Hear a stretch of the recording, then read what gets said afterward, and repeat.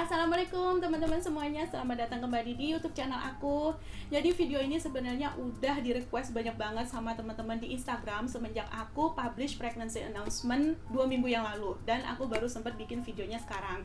Nah, pas banget hari ini aku udah masuk usia kehamilan 18 minggu dan babynya alhamdulillah sehat. Banyak banget teman-teman yang nanyain tips promil aku apa, dietnya apa, olahraganya apa, vitamin atau obat-obatan apa yang aku konsumsi. Nah, kalau misalnya kalian udah pernah ngeliat video aku yang ini, di situ aku jelasin kalau aku mulai serius diet promil itu tanggal 1 September. Kemudian high terakhir aku itu tanggal 8 Oktober dan tanggal 14 November, sekitar kira-kira ya 1 minggu aku telat haid itu, alhamdulillah aku positif hamil.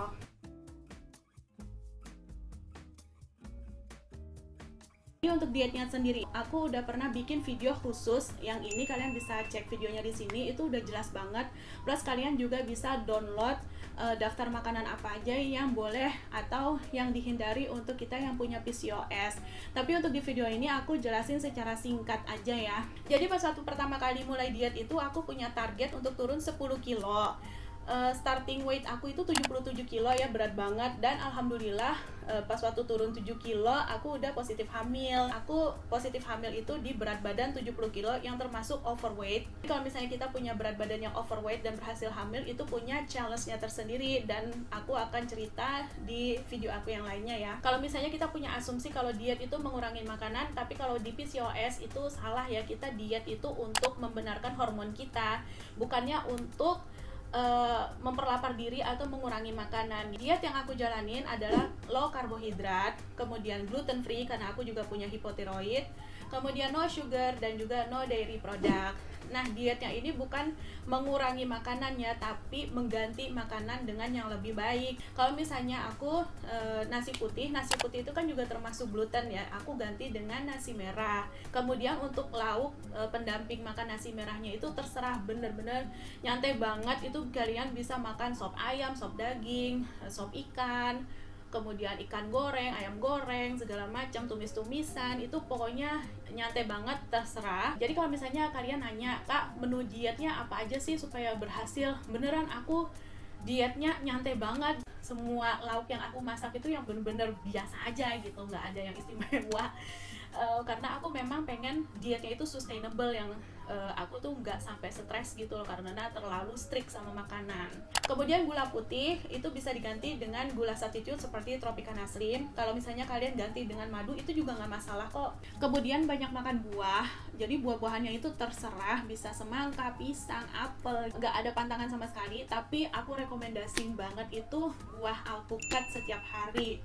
Itu karena alpukat itu termasuk superfood ya, dan gizinya juga banyak banget dibanding buah-buahan yang lain.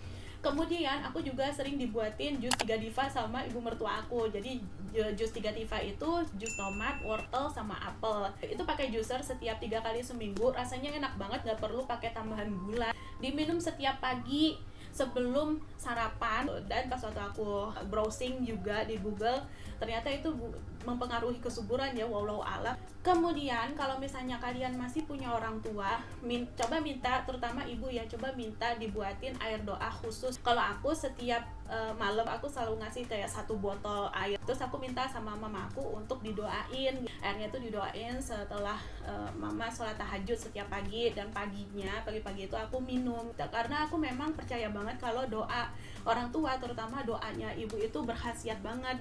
Itu untuk kalian yang percaya aja ya, tapi kalau misalnya aku percaya sih. Kemudian aku juga minum JSR infused water, kayu manis, sereh, sama jahe. Jadi kalau misalnya kita malam-malam itu dalam 1 panci air mendidih langsung aja cemplungin itu kayu manis, sereh, sama jahe, kemudian paginya baru diminum. Itu aku nggak setiap hari kok minumnya, paling 3 hari dalam seminggu aja. Terus untuk kalian yang memiliki PCOS tapi berat badannya ideal dan nggak punya masalah insulin resisten, kalian boleh banget makan nasi putih seperti biasa. Karena ada temen aku yang alhamdulillah berhasil hamil juga setelah bertahun-tahun menikah. BB-nya kan ideal, dia tetap makan nasi putih tapi benar-benar menghindari yang namanya gula. Jadi minum itu always minum air putih. nggak ada yang kayak tes segala macam itu enggak, dan alhamdulillah berhasil hamil. Jadi memang kalau misalnya untuk teman-teman yang punya berat badan yang ideal itu dietnya malah lebih nyantai lagi, cuman tetap diperhatikan jenis-jenis makanan apa yang dikonsumsi, dan make sure jangan konsumsi tepung putih kebanyakan dan juga gula putih.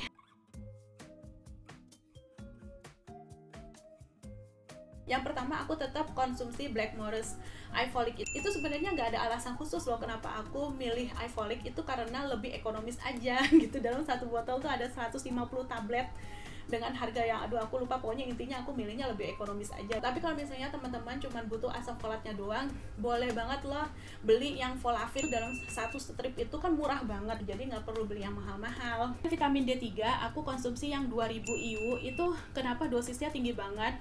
Karena aku udah pernah 2 kali keguguran. Yang pertama itu aku sebenarnya udah diresepin 1000 IU aja sama dokter, tapi ternyata aku keguguran. Kemudian yang kedua ini untuk promil selanjutnya katanya yang langsung aja yang 2000 IU, karena aku memang defisiensi vitamin D3. Dan lagi masa pandemik gini kan udah nggak pernah, jarang-jarang banget keluar rumah, apalagi kayak jalan kaki untuk ketemu matahari. Jadi lebih baik dosisnya tuh ditinggiin sama dokter. Bahkan ini pas waktu aku lagi hamil dosisnya malah naik lagi jadi 4000 IU. Nah kalau misalnya untuk kalian yang baru pertama kali minum vitamin D3 ini, aku saranin langsung aja yang di dosis 800 IU sampai 1000 IU aja gitu, nggak perlu yang sampai 2000 IU kecuali ada kondisi yang membuat kalian harus mengambil dosis yang lebih besar. Gunanya vitamin D3 itu apa sih? Jadi untuk PCOS ternyata gunanya vitamin D3 itu untuk meningkatkan kesuburan, kemudian mood booster, kemudian meningkatkan sensitivitas insulin di tubuh kita, mengurangi kelebihan hormon androgen, dan memperlancar siklus haid gitu. Jadi vitamin D3 itu nggak cuma buat tulang aja, tapi buat kita yang punya PCOS itu termasuk penting banget untuk hormon. Dan ternyata lebih penting lagi kalau kita udah berhasil hamil. Jadi kalau misalnya kalian yang belum pernah minum vitamin sama sekali, please sekarang langsung beli vitamin D3-nya ya. Untuk vitamin D3 memang jarang banget yang ada di apotek. Jadi kalau misalnya kalian mau beli langsung aja ke Shopee atau enggak di Tokopedia, itu banyak banget. Berbagai merek. Yang ketiga adalah metformin. Aku minum 1 kali sehari. Tapi jujur aja dari tanggal 1 September itu aku minumnya jarang-jarang banget. Karena aku memang udah kelamaan minum metformin ya. Ada saatnya aku kayak udah males gitu loh. Jadi dalam seminggu itu aku paling cuma minum 4 kali gitu. Bukan ngeremehin, tapi memang ya gitu. Tapi intinya aku tetap minum metformin walaupun aku jarak-jarakin gitu setiap 2 hari sekali. Ada beberapa dari kalian yang nanyain, dia dikasih Inlasin sama dokter, boleh nggak minum metformin lagi? Jadi Inlasin itu sama metformin tuh obat yang sama cara kerjanya untuk mengurangi kadar gula darah di tubuh kita. Jadi nggak perlu double-double gitu minumnya. Kalau misalnya dikasih Inlasin aja. Kalau misalnya mau dikasih metformin aja gitu, jangan didouble. Yang kemudian yang keempat adalah Euthyrox, karena aku kan punya hipotiroid dan fungsi obat ini adalah untuk menyeimbangkan hormon tiroid aku. Jadi alhamdulillah banget ya, sejak aku minum obat Euthyrox ini 3 hari sekali, berat badan aku itu nggak cepet naik. Aduh, sorry, kram. Jadi semenjak aku minum obat Euthyrox ini, berat badan aku nggak cepet naik, walaupun waktu itu aku kan sempat bolos diet. Kemudian rambut rontok tuh berkurang, ketombe hilang sama sekali. Itu alhamdulillah banget, aku seneng banget. Akhirnya sekarang bisa hamil dengan janin yang sehat gitu. Kalau misalnya kalian nonton tentang video aku yang ini, yang hipotiroid dan keguguran, itu ternyata memang masalah tiroid itu mempengaruhi banget dengan pertumbuhan janin di dalam perut. Jadi kalau misalnya kalian nonton video yang ini dan punya gejala-gejala hipotiroid atau hipertiroid, karena gejala-gejalanya hampir sama, lebih baik langsung konsultasi ke dokter supaya promilnya itu jauh lebih tokcer.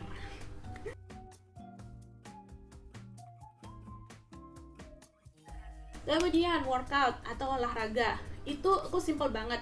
Setiap pagi aku jalan kaki 35-45 menit. Kalau misalnya lagi mager, itu sekarang kan lagi musim hujan nih, itu aku olahraga kayak di YouTube aja, nyari kayak yoga, pilates, kemudian weight training yang pakai dumbbell kayak gitu tuh banyak banget di YouTube. Cari aja PCOS, hipotiroid, dan kelebihan hormon androgen olahraga harus yang low intensity training seperti jalan kaki, yoga, pilates, berenang itu juga boleh, weight training. Kalau olahraga yang high intensity training itu kayak HIIT, kemudian lari, terus yang pokoknya olahraga yang sampai ngos-ngosan banget itu lebih baik dihindari karena membuat tubuh stres. Kalau misalnya tubuh stres, hormon androgennya pun naik dan itu membuat masalah PCOS di tubuh kita makin tambah parah.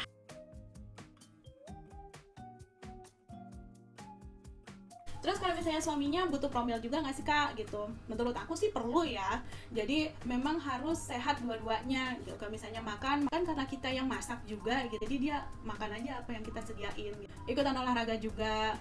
Kemudian kalau untuk suami aku, dia punya resep habatus saudanya sendiri. Kalian bisa lihat di lengkapnya di Instagram aku. Di sini itu ada postingan yang tentang energy booster. Resepnya dia di situ dan udah banyak banget yang praktekin. Tapi kalau misalnya untuk kan ada beberapa orang yang nggak suka banget rasa habatus sauda cair yang minyak, itu bisa diganti pakai yang kapsul aja. Terserah dia, pokoknya dicoba-coba aja. Thank you banget udah nonton video ini sampai habis. Kalau kalian masih punya pertanyaan, silakan tanyain aja di kolom komentar di bawah. Insya Allah aku setiap pagi selalu berusaha untuk jawabin komentar-komentar kalian atau pertanyaan-pertanyaan kalian di dalam kolom komentar itu.